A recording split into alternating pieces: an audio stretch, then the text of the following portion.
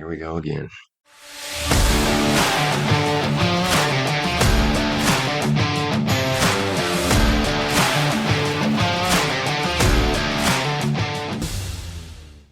Everything I do, I'm a step away from like really being impressive.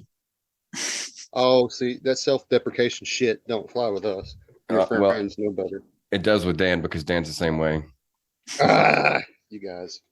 All right, so 3, 2, 1. Hey, everybody. Here we are one more time. Is it the last time? I don't know.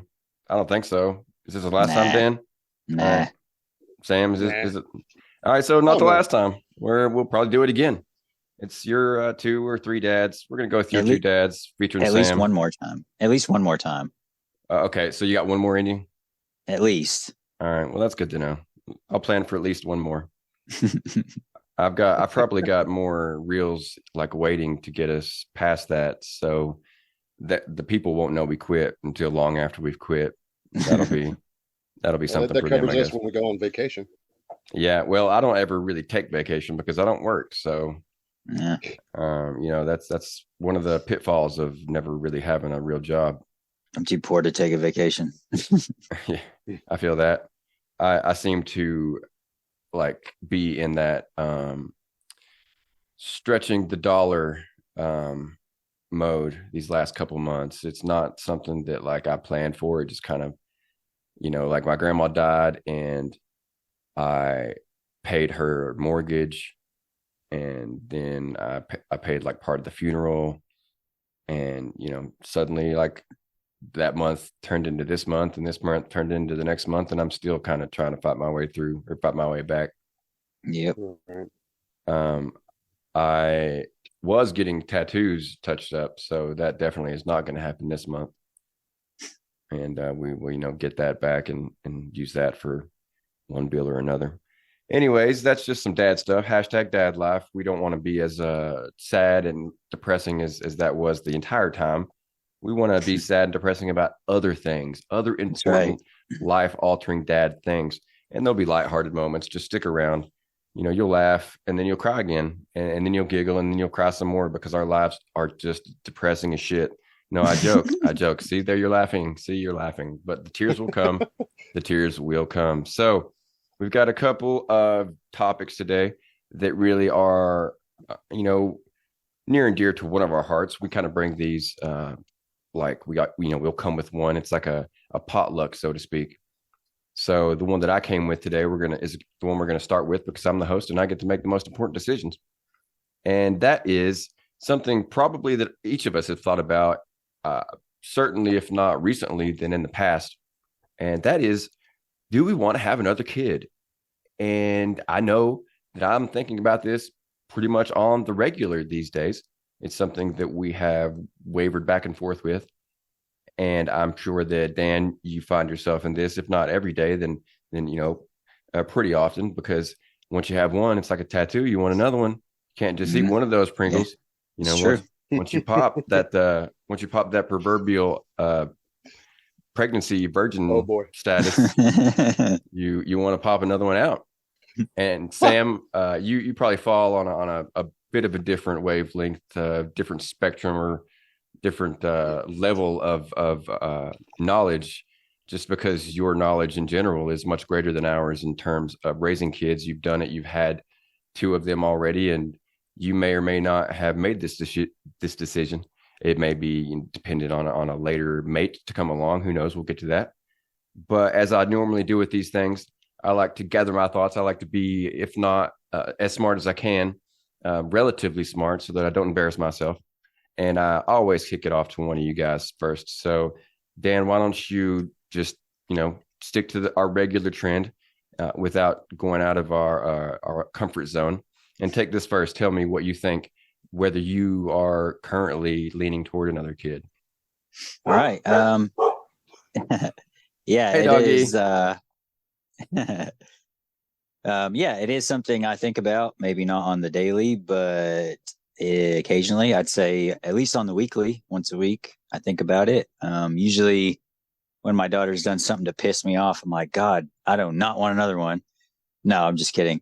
But Yeah, I'd like to eventually maybe have another one. I don't want to wait too late like my mom did. I always forget, there's either 12 or 13 years difference between me and my brother. And then my sister is 6 years older than me. So there's about half that.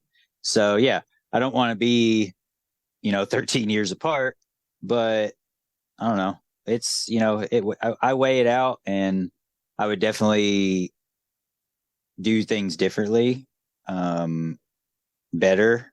Not saying I was a terrible father or I am a terrible father, but I feel like there's room for improvement for everybody.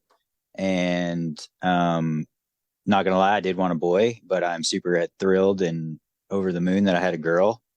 But that would be what if we did have a second one, that's not the main reason, but that would be, I would want a boy, and I would want to take maybe a different approach now that I've had one, and I can kind of use what I've learned to do and not to do with the first one, and be that much better with the second one.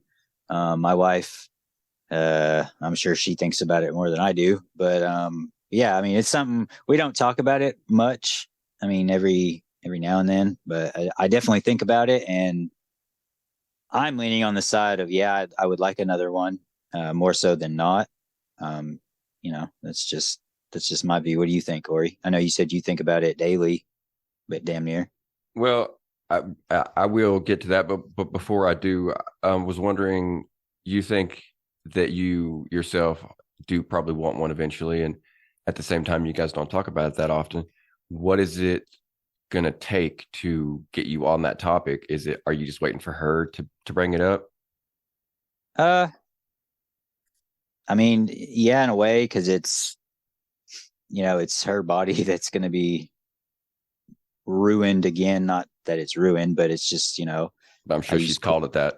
Well, yeah. For the audio listeners, I use quotes or quote marks around ruined. So yeah, I mean, it's ultimately a decision we both need to make, but it's also something that she needs to be. There can be no wavering with her. She needs to be, yeah, I'm going to go, quote unquote, go through this again, or no, I don't think I can handle it, or, so I'm not putting that responsibility on her shoulders completely, but she's the one that's going to have to carry the kid and deal with the sickness and deal with the, all that stuff. I'm just going to have to deal with her. So. All right. I totally, not to cut you off there, no, but I totally, I was done. That's where I stand for the most part. I have look at Sam with his Doctor Enough, hashtag Doctor Enough. Only get it around here. That's it's right. Like liquid gold, really.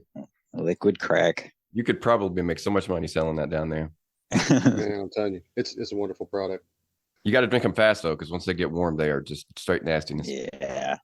So like I said, that's pretty much where I stand. I want one. I actively do think that it would be cool, nice, just enriching, any number of adjectives to have another son or another daughter. I think that would benefit Jackson to have a sibling. It would benefit the world in general to have a child that I know would be at least a decent person, that would be a person that I had done the best that I could to prepare. And I trust myself to prepare a decent child to come in and take on this world and do their part to try to make it a better place as much as they can. And, at least more than I have, because I've done fucking shit to make it a better place. I actively make it a worse place on a day-to-day basis. Like the good that I do with my son, I'm outweighing it in negativity in some other way. So yeah, I do want another one. I have left it up to her though, because she, at one point, we were having a really bad day as far as Jackson and tantrums. He's 2, and sometimes that happens when you're 2. It's not as bad as I thought it would be, or maybe I'm just used to it as these things will happen. Dan drinking another monster, hashtag unleash the beast, hashtag dad fuel. Loving that red rehab. We'll make a reel out of that one. We'll get their attention. Don't worry. And there was some sort of breaking point that she reached, and she was like, "This is it. I'm not doing this again. I can't do this with another one." And since that day, I've just not pushed it. I've not brought it up at all.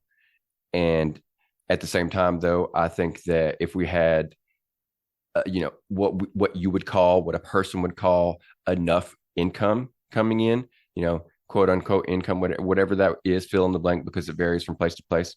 I think if we had enough of that, it would be a much easier answer, because in that case, maybe childcare could be something that, we could turn to, but we don't have. It would be a bit of a stretch for us to afford another kid. So that's something that, we might even come to regret at one point, and not knowing that it was going to be as expensive as it was. But if it is a boy, then that would be cheaper, because we have all these things for boys. We haven't thrown any of it away. So we would still have that if necessary. That's another reason that we're trying to decide, is because we've got bags and bags and, piles of stuff that could be donated or given away or sold or what have you. And we are just keeping it because we don't know. But one other thing that I did want to touch on as far as the kid is, as far as wanting to have one, is just what Dan said, is there are things that I think a second time around I could do better. I really, this is going to seem a little bit maybe more selfish than giving, but I really had a problem with naps at first. I really had an issue that with learning that it was up to me to put the baby down for a nap. I couldn't just expect him to naturally fall asleep in his swing every day and that be his nap. I learned, I think later than I needed to, that to put him in the crib or wherever he's sleeping for regular times each day, you need to start that pretty early in life. And I did not. I remember in looking back, in hindsight, I think this is why. I remember thinking that, man, he is crying like an enormous amount. I remember thinking, we have a whiny baby. And it was really because I just wasn't putting him down for naps. I would just let him sleep as he wanted to, as he could. And, it literally would be 30 minutes here, 45 minutes there, 20 minutes there. And I'm just like complaining the whole time that it's not happening. And why is it not happening, without knowing it's because of me? It's because I'm an idiot and I'm doing it wrong. Now for the first little bit, that's what you want to do, because they don't, they won't have a schedule. But as they get older, like 4, 5, 6 months old, even maybe 3 months old, you need to start. He's already 2 years old, but that's something that we actually did, was, let her sleep wherever she fell asleep, on the floor, in her swing, and, in our arms, whatever. But then once she got older and we could establish a routine, that's when we, started to do that, and like lay her down in her crib and not in the swing, or, and actually be like, okay, it's such and such time. It's 10 o'clock in the morning and you've been up for 2 or 3 hours. It's time for you to actually go and lay down by yourself, take a nap in your crib. That's just something that, my wife researches the shit out of everything. I love her for that, because I don't have to do it now. But she's got a handle on everything. The thing I wish along those lines, before I forget, that's why I kind of cut you off, and I'm sorry, but I wish I could have redid or went back and did over the bedtime thing on my aspect, because where I work and my wife stays at home, at first she didn't think it was fair for me to have to sleep in the same bedroom and have the alarm wake up the baby, or the baby wake me up, because I am the one that has to get up and go to a job. I mean, she's got the most important job of raising our child, but she gets to stay home. And so she slept in there, and I would take Saturdays. Saturday was my night to sleep in there with the kid for a little while. And man, I would get so frustrated, because I was not used to getting up every 3 hours and changing the diaper, feeding her, and putting her back to sleep. And it used to aggravate the piss out of me. And I probably took it out on her a little bit, not like smacked her around or anything, but like I was mad and she was feeding off me. So it took her longer for me to put her to sleep, because she was feeding off my anger, not at her, just at the fact that I was woken up in the middle of the night. And, I look back on that, and that's one regret I do have. And one thing I would definitely, general frustration. But, I manifested it out, and she fed off it, and she would not go to sleep right away, and it would make me even more mad. And I would get like short and, come on, just, and that is something that I kick myself for, and that I would definitely do better the second time around. I totally feel that. I think that probably a lot of dads, would agree, not just you and me, that it's not necessarily like a reason to have another kid, but it would be nice to kind of have a sort of a do-over, do things better just across the board. And that wouldn't fix my regret with the first one. That would just, hey, I did a better job with the second one kind of thing. I would still feel horrible about, like I do now, about what I did those early months, the weeks, whatever. When you would put a pillow over the baby's face. No, but when I would, Jesus, no, please, listening audience, don't do that. It's just something I regret. Yeah, no doubt that it's probably a bad idea to lay a pillow over the baby's face. So also probably a bad idea to spin kick your kids off the countertop. But speaking of which, coming soon, TikTok bad advice. Follow me on there if I can make it funny enough. If not, then you'll never see it, because that's won't be no point. But that's the opinions of a couple of beginners, relative newcomers to the game. What about a established father? What about someone who's done this for a little while, Sam? Are you a seasoned vet? Are you out of the game, or is it just a matter of finding another person to love and to be a father with? Well, as a single dad, and I'm just one of many. There's nothing special about my situation. There's countless parents out there that find themselves in different or non-traditional home lives, and I'm just navigating this the best I can. I'm a few years into my separation from my former spouse, and the kids flip-flop between two different homes. And there has been talk from the younger from the young ones that have you ever thought about maybe having another kid, or and the thought has crossed my mind.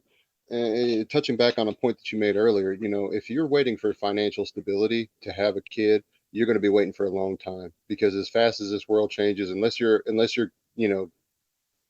have a family or a structure that already has amassed some kind of wealth or stability. Not everybody's born with a silver spoon in their mouth, and so you're going to have to be realistic with yourself, and that kids are expensive.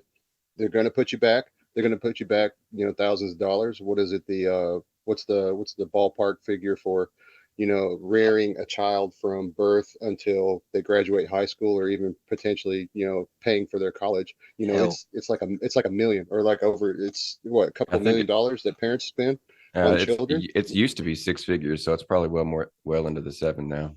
When I was in high school, to keep us from knocking a girl up at a young age, they put these banners up that would say, raising a kid from 0 to 18, and this was almost 15 years ago, so I'm sure it's double or triple now, but it was $250,000, I think. I think that's what it said. That seems low, but like that's what I remember. So yeah, that does seem like a low number. I think back then, $250, $250,000, was a lot more money due to inflation. Oh yeah. It's not the same anymore. No, that was back in the early 2000s. So yeah. Right. If any of our listeners have super great memories, then you can search in your brain for the scene from the opening of The Simpsons, because when they scan Maggie at the grocery store, the price that comes up is the price that it was supposed to be to raise a kid at that time, from birth to 18 years old. Man, The Simpsons. Yeah. Simpsons are way ahead of their time. Yeah, I don't remember obviously what it said, and it clearly changed over time. Maybe not the number in the opening, but the number in real life. But yeah, if you eagle-eyed, I don't know, Mind Palace listeners, can look back, then you'll know what I'm talking about. But so Nostradamus had a cartoon, it would be The Simpsons, some would say. Yeah, they were prophetic in a lot of things, a lot of weird weird things that they predicted or showed in their cartoons. If you review back, they showed years before it actually came to fruition or came to pass. Mm-hmm. The Trump presidency, that the mention of the cost of childcare from birth to they leave the nest, countless other examples and stuff like that too. Yeah, COVID. Mm-hmm. Yeah, for sure. Anyway, yeah, kind of took that over. So, what were you saying, Sam? No, I would like to not necessarily do over, because sometimes, if you change things a little too much from your routine or your structure, your parenting tips, and, some kids might feel a little left out. Like, well, when Tiffany or Natalie or, or if you have two sons or if you have 5 or 6 kids, they kind of remember, they see how their peers before them or their siblings before them, were treated, what kind of buy or like what kind of little wild card they could play on mom and dad. And then, heaven forbid you even get into the topic of favorites. If you have a big enough herd in your home, somebody might feel like they're left out from time to time. And so, being consistent, but also recognizing that, you still have things to learn, and that, more often than not, we as parents don't get it right the first time. And so being able to have a second child is a way to refine your tactics, kind of redux or remix what you had started with the previous child, and try to get it right or dial it in a little bit better.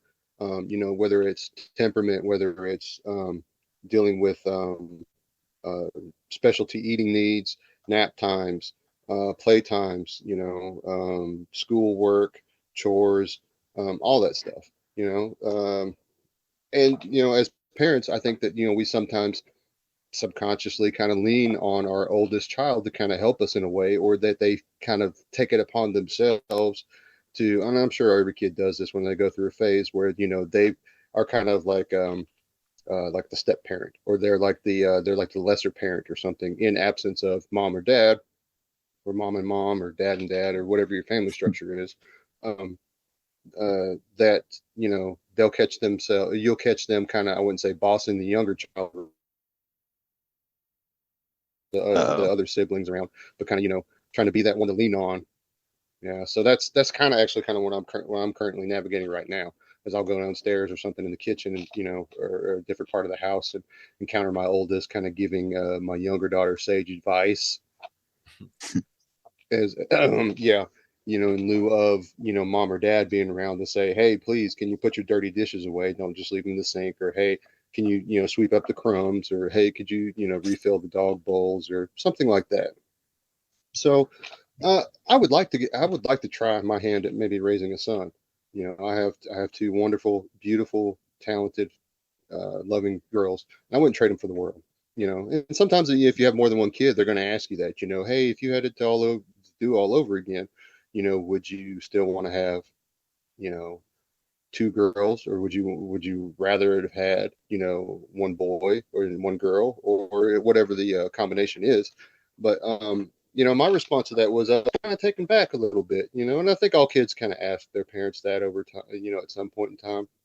But I just tell them it was just as fast as just a reflex could move. No, absolutely not. I wouldn't trade either one of them for anything. Yeah. They're wonderful. They surprise us every day. They're, like I said, they're our heart and our soul. We love them. We love them dearly. And no, even if I had the choice to have whatever kind of child I felt like would be best for me in my current situation, I still wouldn't trade them. No, still wouldn't trade my. No. So you don't want maybe to one trade day. them or nothing. I mean, it's like you tried twice, and third time's the charm. I mean, I did it one time and I did it right. I got a boy. Dan has tried once and he did it wrong. He's gonna have to try again. Hey, it takes a real man to knock the balls off one. Only a girl dad would have known that one. I would never need to know that. So which one is your favorite, Sam? The older one or the younger one? Both of them. Both of them. Good answer. Okay. Both of them. Both All of them are my favorite, because I wouldn't want one and not have the other. It just wouldn't, in my household, it wouldn't be complete, without both my kids. I can't just have one or the other. There is a little bit of an age gap between them too. So at some point, one, may leave the nest before the other does. And, I'll cross that bridge when I get there. She wants to go to college, or, requires her to move out of the area with that emptiness syndrome. So okay, Sam wants the younger one so that he can retain his youth and do a little bit longer in the love of a the bird nest, the family nest. So that's all I've got. You guys know how I feel about another kid, and you know how the rest of us feel. So I think that I can comfortably move us into our next topic, which actually comes from Sam. Sam brought this to us. He is helpful enough in the group chat to come up with at least one or two things every week or so, and we're going with this one this time around. So what is the topic you're bringing, Sam? Introduce us to it. All right, let's talk about manners. And we'll start from when you decide you want to start teaching your children manners, and through implementation on up from when they get old enough to kind of make those decisions on their own without having to be nudged by mom or dad. So just the framework of manners in and of itself can carry the kids far with just a few words like please, thank you, those are big ones, real big ones. May I, or excuse yes, sir, me, please. No, ma'am. Absolutely. Yeah, absolutely. And I don't think that that's necessarily like a regional or culturally specific thing, because I think in all cultures they have some level of manners or some kind of customs that that their children are being taught, hopefully by responsible parents and so forth. So manners in our household is pretty big. Same thing with we'll say, for example, eating your food with the utensils provided you, or the utensils in the house. There comes a certain point when the kids can stop eating with their fingers, and you kind of teach them the techniques of how to use and hold a fork and a spoon, what knife is for butter, what knife is for cutting stuff like steaks or what have you. If you don't trust your children at all because you think they're some kind of chainsaw wielding maniac, then you get them plastic flatware, or you just blend it into a soup. Yeah, that was going to be a real. Yeah, there you go. Or it might be an audio clip that I just add on to the end of shows. There you go. Yeah. Well, I mean, every household's different. I don't know what kind of manners Jeffrey Dahmer's parents. Oh God. Him, but None. I'm sure they tried. At the very least, maybe. Well, hey, at the very least, maybe they taught him to chew his food with his mouth closed. Well, they definitely taught him to chew it, until he could swallow it without choking, because that was really his passion in life, was eating. So, oh boy. I guess I will kind of take this as my son is slightly younger than Dan's daughter, and I am, so to speak, at the beginning of this stage of learning. So what's your take on manners? I am of the opinion that it is probably lacking a lot these days. I've not had any, kids smart off to me or anything, old man, like that. But I feel like it's probably, just from what I hear, it's probably not quite, to the level it used to be. I would say by and large that most kids these days just have no respect for their own parents, let alone, any other parent. And so I am trying to do what I can to teach Jack to be polite and encouraging and uplifting. We teach him that every time he does something right or well, or even if he fails at it, we're like, good job, buddy, or good try, buddy.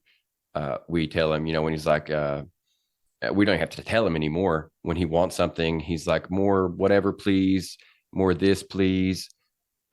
We still probably could work on thank you. The fact that he says please so readily, we don't really worry as much about thank you. We are already teaching him to use his I don't know, it's more like a metal spork than a knife or a fork. Or I mean a spoon or a fork. We teach him to use that already, and he is not great at it. As a 2-year-old, you would expect not to have the greatest hand coordination, and he does not. Dexterity. Yeah, dexterity. Yeah, he does not. He does not disappoint or surprise, I guess, when it comes to that, because he will take it. Half of it makes it into his mouth, and half of it makes it onto his shirt. But that's it's a learning process. So we do support his mess because we know that it is for me personally. I remember eating with my fingers. If I remember it, then I did it too late in life, and so we don't really want to have to deal with that with him. I remember my mom would make steak and fries, and I didn't need a fork. I just used my fingers, and I don't want to have to get him over that, because while it is certainly feasible to eat that way and it's not a huge problem, it's not something that you want your kid to do. You want them to eat like the proper way, quote unquote, with silverware and a plate and on the table. With some level of civility. You don't want your feral, bush baby sitting in a restaurant, chewing on the end of the table, throwing food at the people that they scarf down. Exactly. Yeah. So we have started and we make good progress. He will randomly tell us, good job, buddy, for things that he thinks we've done that he needs to praise us for. It's invariably something that it was just all I did was close the door, and it wasn't like I did something, but hey, whatever.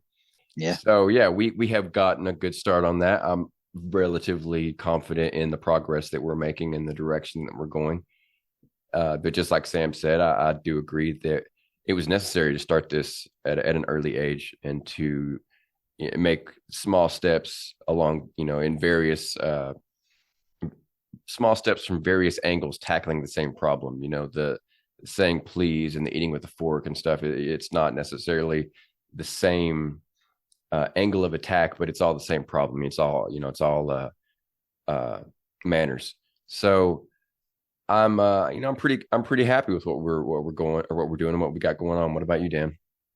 Yeah, we're a little further along because obviously we started earlier because my daughter's a little older. But we're still, there are times where we have to say, where she'll be like, milk, I want milk. And we'll be like, what do you say? And she, please. And we're working more with please. She's pretty good about thank you. She's just the opposite of Jack. Like today I got home from work and she wanted some more animal crackers. So she handed me her cup and said, cookies. She calls it cookies. And I said, what do you say? She goes, please. And she could hear me put them in the bowl and she goes, thank you, Daddy.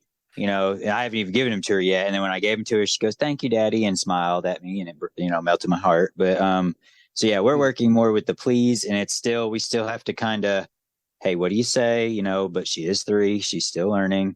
She's still learning the prompts and, the situation that it applies in. She's not going to go look at the dog or something like that and tell the dog, please, and then take the phone out of his mouth. Yeah, right. But no, I mean, and there are other days where we don't have to coach her or ask her, hey, what do you say? She'll just be like, milk, please, or, apple, please, or whatever. And then when we give it to her, thank you, and go off, about her way. And she does the same thing with the good job. We did that with her. I do it more like when we're outside and we kick the ball and I'm like, oh, good kick. And she goes, good kick, Daddy. And when I do it back to her and, I say, thank you. And, when I say good kick to her, she goes, oh, thank you. So it's, it's a slow burn, slow build, but it's getting there. And the whole fork and spoon, God, a knife. I can't imagine her with a knife. Yeah, we're into that too. Like Corey said, about half of it goes on the floor on her and half of it makes it to her mouth.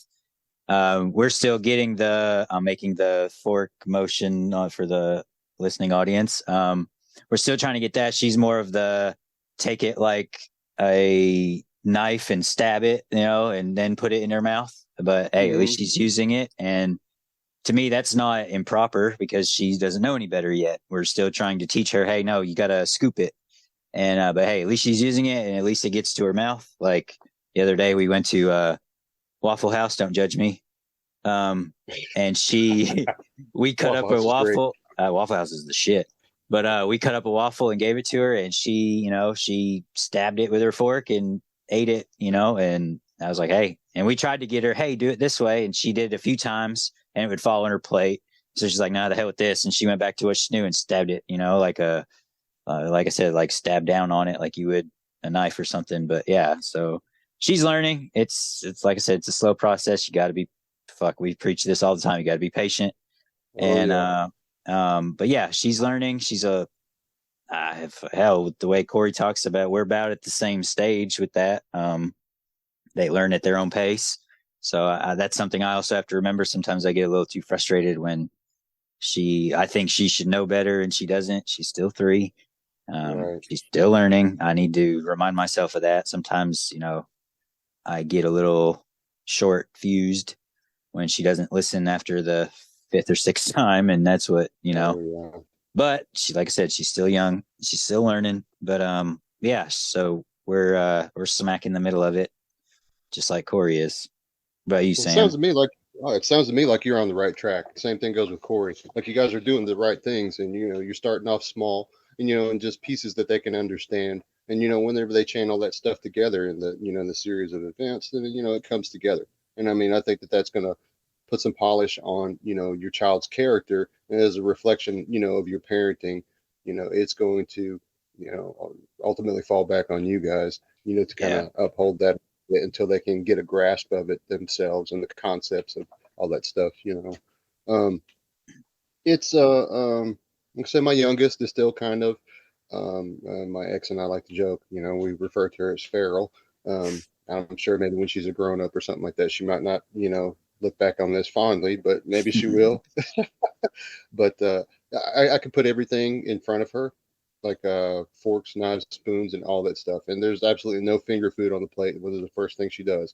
Put your hand in the plate. And I have to remind her, and after about the 5th or 6th time, like I said, like you said earlier, Dan, we have to be patient. And I wish that was my strong suit. I really do. I wish I could handle failure, in some things. Better, me too. But I just want to try to be better at that than I was yesterday. And it's a challenge. We're not, as parents, programmed, or at least the parents that I know, we're not programmed with infinite patience.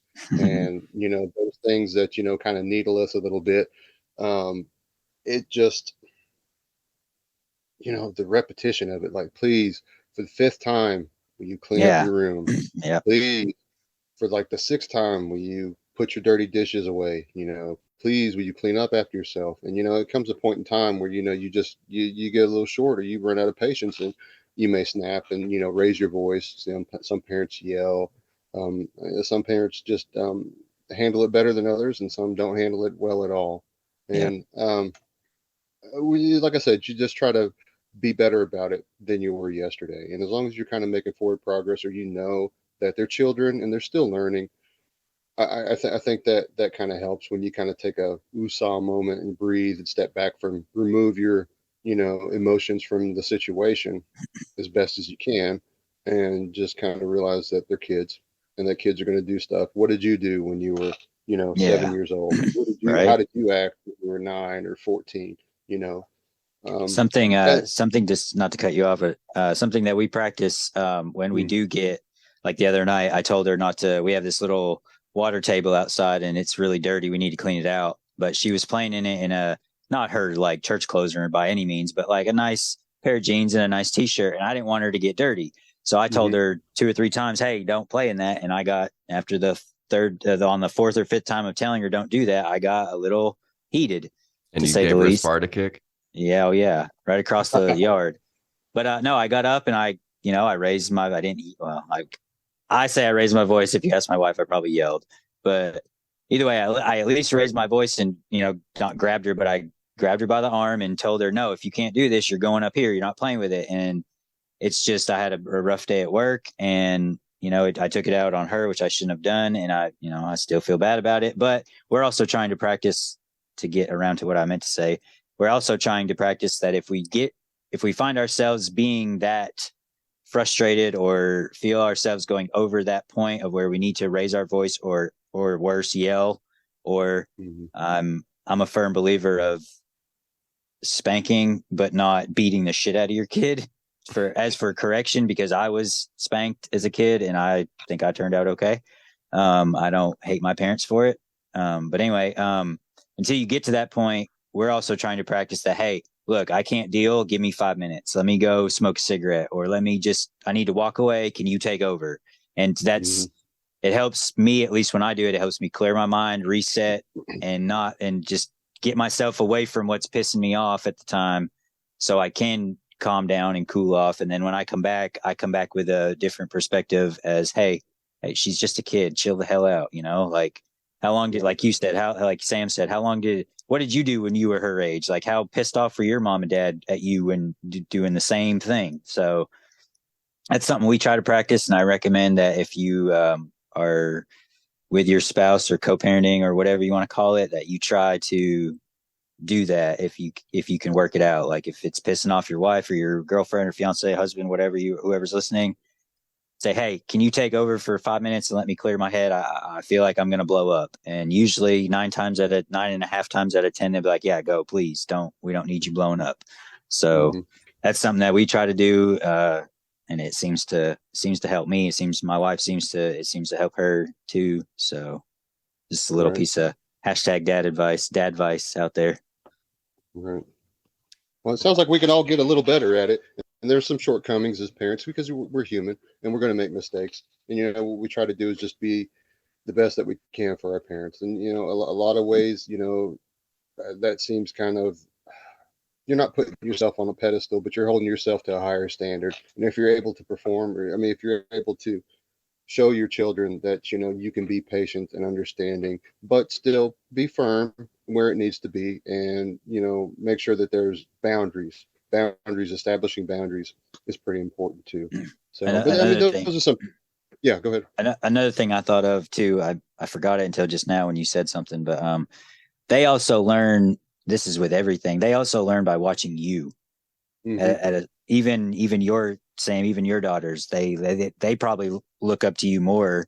So if you're an asshole to people, and if you're mean to people you see, like at a restaurant, if you're like, why is this not cooked right? Oh, and you're going off, or they give you wrong change at the gas station and you go off at the person behind the desk, your kids are going to see that and use that as the example of, oh, that's how I need to treat these people.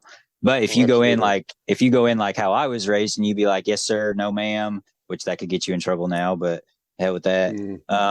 If you do that and they see you being polite to people and using your manners that your parents, their grandparents taught you, that you're trying to teach them, it also clicks in their head, hey, I want to be like mom and dad, and they're being nice to people they don't even know, so I'm going to do that. So that's another, they learn, like with me having a daughter, I need to show her, this is one of the things I need to not work on. Well, yeah, I need to work on it too, but she learns how she's supposed to be loved by watching how I love my wife, if that makes sense. Like how I interact with my wife, and if I'm real short and mean to her, that's what she's going to go after because that's what she sees. But if I come home and give my wife a hug and a kiss and we hold hands, and, I'm not saying we need to get nasty in front of her because obviously you don't, but if she sees me showing my wife love, that's what she's going to expect out of her future partner.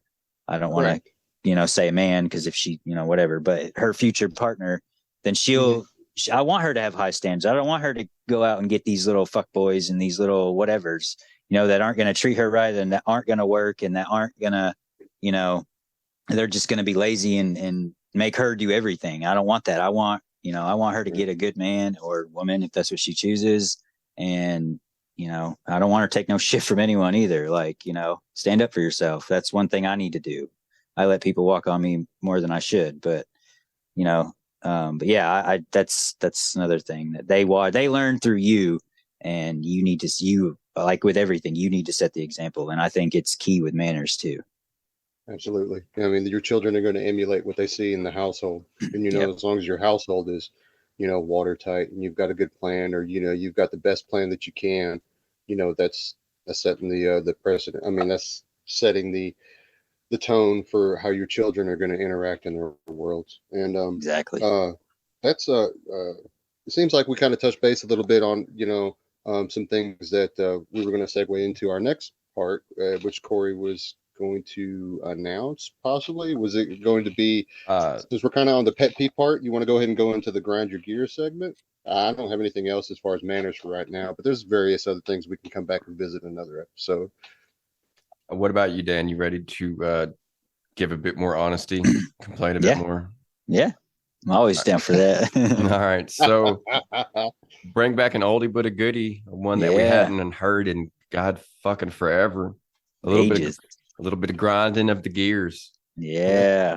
Come in my hut and complain with me, my friend. All right. So this is my grind my gears at this point in my whatever life or whatever is my child will ask me for something. She'll point at it on the counter, and we have a plethora of things on the counter in the kitchen of like snacks and whatever, bananas and all that good stuff. And she'll be like, I want that. And I want it, or I want that. She won't say, I want a banana, or I want a bag of chips, or I want this, or she'll just say, I want that, or point to it. And I'm like, well, what do you want? And I want this. I want that. And for those that maybe couldn't hear me, I'm whispering. And she'll get really quiet. And sometimes she'll mouth it, like won't even know nothing is coming out. She's just mouthing what she wants. And I'm like, listen, I don't know what you want. I can't hear you. I'm deaf. My hearing's gone to shit lately because of the jobs I've had, and I don't wear hearing protection. Bad on me. Bad.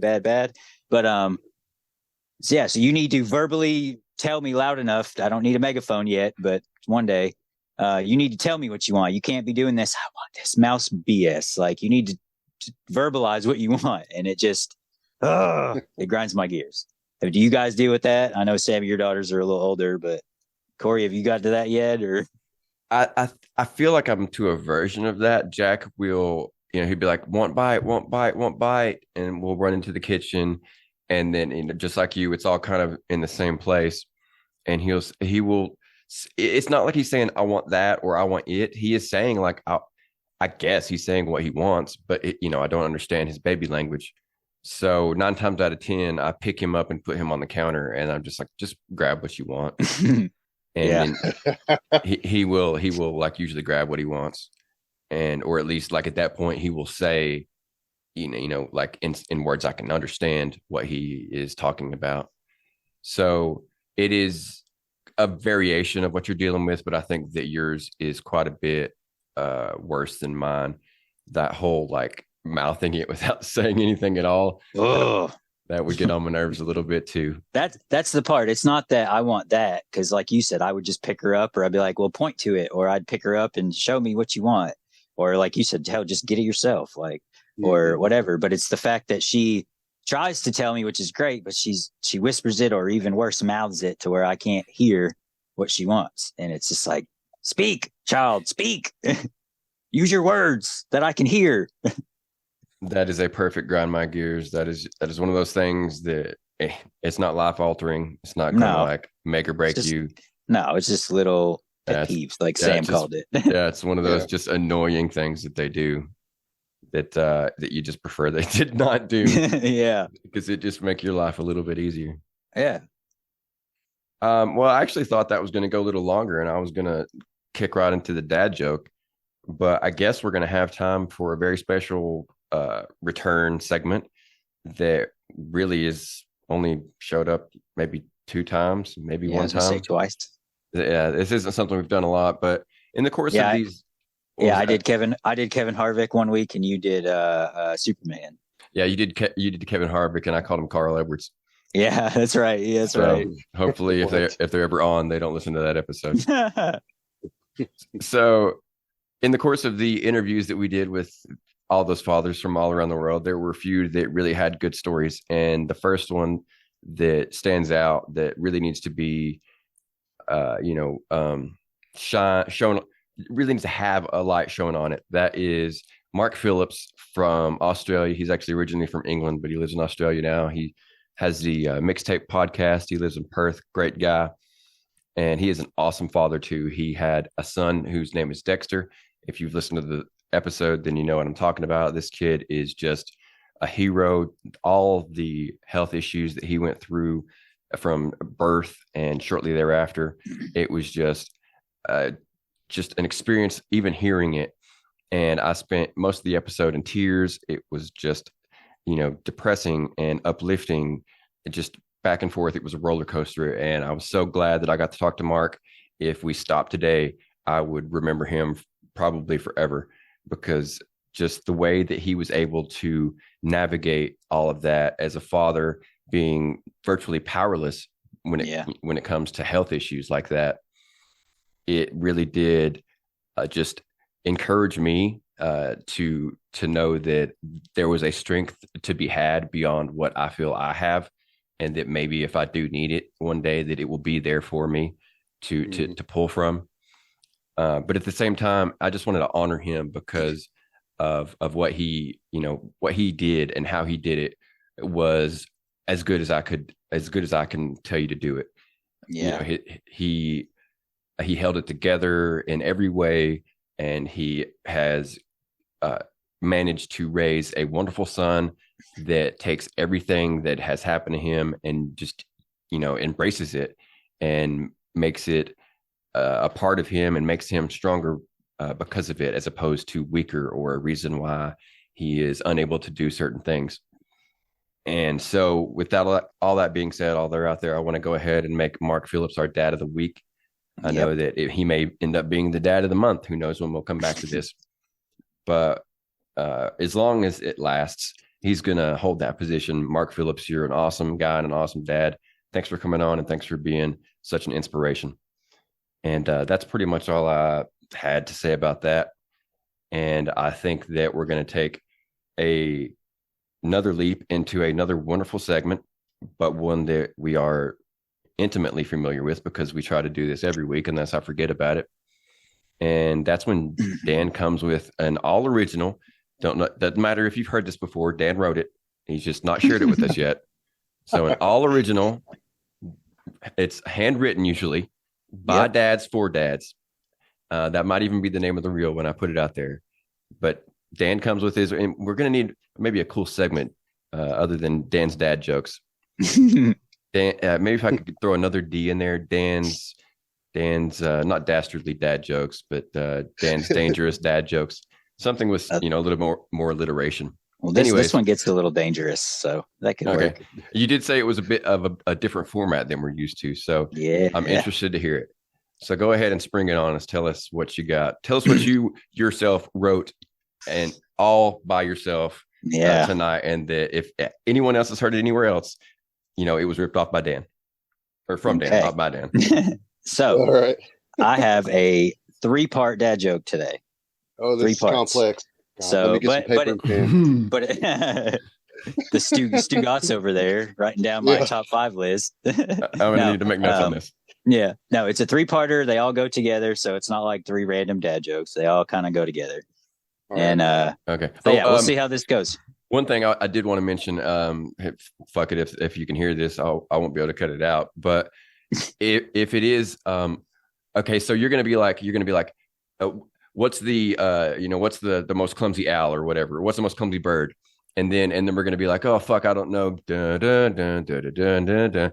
If possible, repeat the joke again at the end, and then give the answer. That way, I will be able to use it as a clip if I want to. Okay. All right. So, why do you never see elephants hiding in trees? Oh. I mean, the obvious answer is if they weigh too much. Okay. Sam? I got nothing. I don't know. Why do elephants hide in trees? All right. Why do you never see elephants hiding in trees? Because they're good at it. That is one for one. That is so great. That's great. Right. I like that. All right. So, part 2. Why do elephants paint their balls red? I have no idea. No clue. Okay. Why do elephants paint their balls red? So they can hide in cherry trees. Oh my God. 2 for 2. All right. Something tells me those balls are a little bit bigger than your the big fucking cherries. All right. Yeah. All right. Part 3. What's the loudest sound in the forest? When someone eats a cherry. Yeah, basically. What's the loudest sound in the forest? Giraffes eating cherries. Oh man. Drafty. That was remarkable, Dan. I can't believe you're able to write three original dad jokes strung together like that in one narrative. All handwritten. I don't know where my camera is. See, handwritten gold right there. Wow, that's great, man. We really do need to find where the leak is that's getting these dad jokes out before you're able to tell them on the show. I don't know exactly like who in the corporation you're telling these to run, to like test them out. I don't know. They're definitely leaking them to whoever. But that was a good one. What I'm gonna do is cut them. I'm gonna cut each part out and then just post it together as one clip, so it won't matter that I was trying to answer, even though I knew we needed continuity. And to flow from one to the next, I was still like, I don't know, because like just shut the fuck up, stupid, and let him say the joke.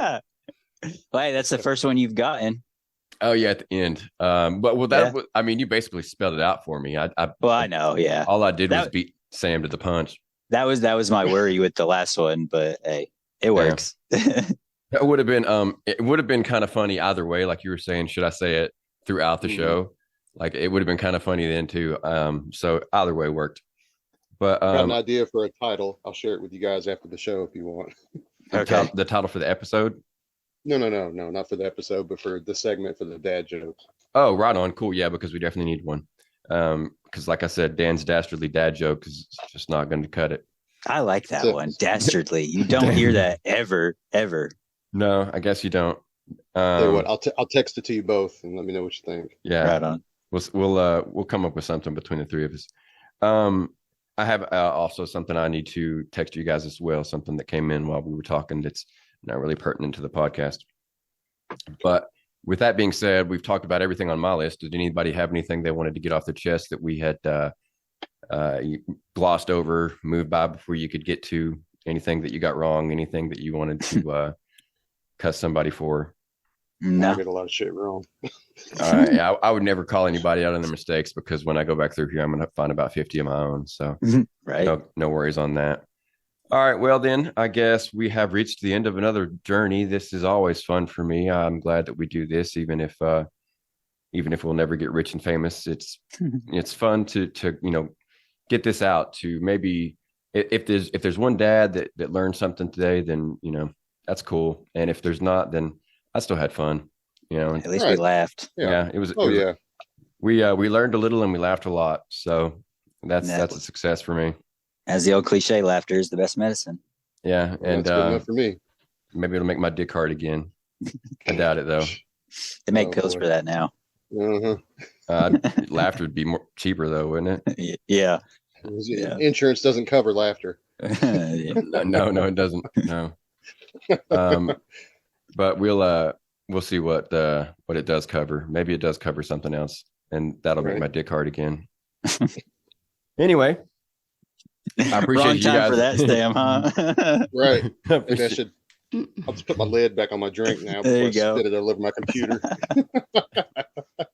Thanks everybody for listening. Thank you. Taking in our extra content. Hopefully you like this and the other podcast. I don't know exactly how you're getting it, because you're not getting it yet, and we'll find out together. But maybe it's coming in on Sunday, maybe it's coming in on Friday, we'll see. But the first episode is dropping next Wednesday, because I had just had to get it out as soon as I could. And then after that, we'll have this one, and we'll have that week to adjust as needed. So, if you want, you can find me on TikTok. You can find me on virtually any social media. Your two dads. We're on YouTube, and I'm on Facebook. Corey Lewis. I guess I'm going to do followers there, at least for a while. Sam, you got anywhere they wanted to look for you? Don't. No. All right. No. I'm on Instagram. I'm on Facebook. I don't really have much of a footprint on TikTok. So, I'm just going to, any questions or anything directed towards the podcast can kind of go ahead, I think, can filter towards you. But if anybody has any, viable ideas or any kind of good piece of information, I'll make sure I share it with you guys. So yeah, that's Sam Cavelli. It's spelled exactly like you would think. Just like it sounds, Cavelli. It gets misspelled a lot. Yeah. Sam, you are reachable through a couple different places. What about you, Dan? Do you want to rehash your password-ish handle for Twitter? Yeah, I'm on Twitter. Just look for Lieutenant Dan to save the people time and aggravation with all my letters and numbers. Yeah, Lieutenant Dan on Twitter, and Dan Kenny, Kenney. I get that. I get the South Park Kenny all the time. They forget that second E. I don't know why, but whatever. It's cool. And what's the first name? What's the last name? Come on. Yeah, I'm like Ricky Bobby. Yeah. But yeah, I want to go fast. But no, Lieutenant Dan on Twitter and Dan Kenny on Facebook. That's about it. I'm not on any others. I'm on Instagram, but I barely use it. I don't even know why. I don't take pictures, so I don't even know why I'm on Instagram. But hey, I'm there. I mean, you can find me on Instagram, but I don't know what my handle is, so because that's about how often I go on it. So Instagram is a dead end for me right now. Yeah, I'm not really doing much. I'm not making much progress there as far as followers. Nope. So yeah, you can find us all in all of those places. And if you can't find us there, we've got a website now that's in progress. It's your2dads.com. So there will be more TWO, right? Not the number. Yeah. TWO, YOURBADS.com. And like I said, that's in progress. So there will be more there, and we'll be more reachable there than we are right now for sure. But that's, coming down the pipe slowly but surely. And other than that, I guess, hey, this is Corey, and this is Your Two Dads, and I guess I'll check you later. Check you later. Check you later. And that's where we'll go ahead with the podcast. And for all the YouTube fans, you guys can hang around here for a little bit longer if you want, because I just don't know when I will end this. So, anyways, any last words, Sam? What did you have? Segment? No, the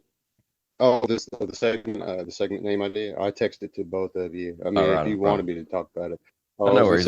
We could call the dad joke thing. We could just Dan's discount dad jokes. Dan, okay, but we have to call it like Dan's all original discount dad jokes. I'm gonna have to write that down. Dan's all original. I want it to be as long and complicated as possible. Dan's all original. Dapper Dan's Dastardly Dad jokes. Oh, that one's good too. Or what about Dapper Dan's all original discount dad jokes? All original discount Dastardly Dad jokes. Dapper Dan's all original discount Dastardly. No, wait, let's say all original Dastardly discount or discount dastard. Yeah, Dastardly discount. There you go. Dad jokes. So that's the name of the segment. And you on YouTube have heard it here first. That's right. As many D's as possible. Yeah, I like to give the YouTube listeners just a little bit extra for these, because these episodes are special to me. Like, this is video. This is I feel like this is just a little bit more than the others. Right. So you heard it here first, folks. All 49 of you or whatever it is right now. I get more, like, at a surprising rate. But Dapper Dan's all original Dastardly discount dad jokes. Boom. And that, I'm shocked that I said that straight through all the way. Hey, all right. But good to know. Good to know. Oh, and for I'm going to give you this too, YouTube listeners. What I was talking about was Toke and Muddle wants us to come on tomorrow night. I don't know what you guys are doing tomorrow night, but I'll be at work. All right, so I didn't ask because it was in the midst of the podcast, but we'll work on that as far as narrowing that down further. Okay. And but yeah, eventually you'll see us over there, folks. Toke and Muddle, the all weed all the time podcast, where they talk about just about everything while they're stoned, and very similar to what we do here in a small way, but we also talk about dad things occasionally, every other episode at least. So yeah, I guess that will do it for me. It's all the super special secret post credit stuff I had, and I guess if you guys don't have anything, then we'll go ahead and call it a day. Yep. All right, Dan, I'll stay in touch with you about tomorrow, and we'll do this again. We'll tentatively plan to do this again next Friday. Right on. Sounds great. All right, you guys take it easy. Yeah. All right, you too, buddy. See you Later. Bye.